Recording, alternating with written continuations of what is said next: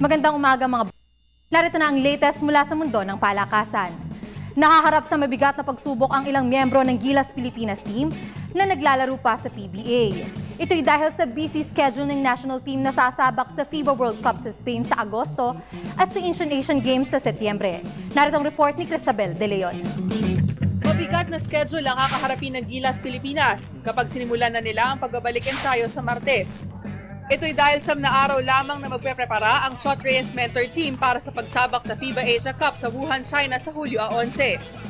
Matapos ito ay babalik agad sa bansa ang Philippine Quintet para naman sa 2-day exhibition games katapat ang Blake Griffin-led All-Stars. Bukod pa rito, sasalang rin ang Gilas team sa 2 linggong training camp sa Miami, Florida bago sila magsagawa ng tune-up matches kontra Australia, Ukraine, Angola, Egypt at Dominican Republic. Partikular na apektado ng schedule si star forward Mark Pingris na hanggang sa ngayon ay kasama pa ng Sanmig Coffee Mixers na kumakampanya sa PBA Governors Cup. Walang yan ganun. Sa amin naman mga player, mas okay namin na yun, mas okay na sa amin yun nag-iensayo kaysa naman yun hindi nag-iensayo na nasa bakasyon ka, di ba? So mas okay na yun nag-iensayo na lang kami at saka siyempre namin to, so paninindigan namin na kailangan magtrabaho.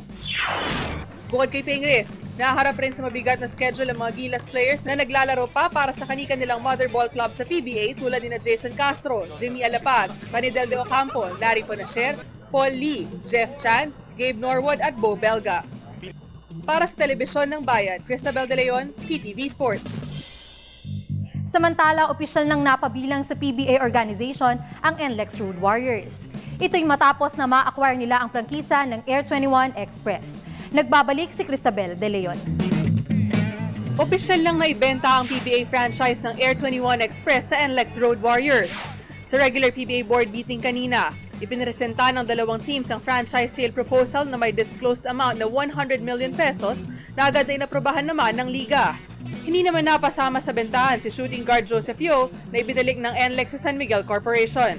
Paliwanag ni Air 21 Governor Lito Alvarez, ang acquisition nila kay Yeo mula sa San Miguel Beer noong 1 taon ay may sub-clause na hindi pwedeng i-trade ang 6'1" dribbler. Magte-trade sila ng NLEX and Ginebra. NLEX na magte-trade, boss. NLEX wala, hindi ko nasabi kasi hindi ko ang bentahan kasi lock, stock and barrel yun, kung matutuloy. Hindi ko na pwedeng galawin. Hindi na naging papayagan ng PBA. Ngayon, Air 21 to Ginebra, halimbawa, magte-trade kami diretso. Hindi na pwede yun kasi kakanibalizing ko na yung team nun eh. Sa katunayan, napabalitang naipadala na ng Air 21 CEO sa Barangay Ginebra, San Miguel, kapalit ng isang future draft pick. Para sa Telebisyon ng Bayan, Cristabel De Leon, PTV Sports. Sa iba pang balita, sasalang sa 1 linggong training camp sa China sa susunod na buwan, si National Junior Triathlete Vicky Del Dio. Ito'y upang mas mapalakas ang kanyang kampanya sa Youth Olympic Games sa buwan ng Agosto. May report si Arian Malyari.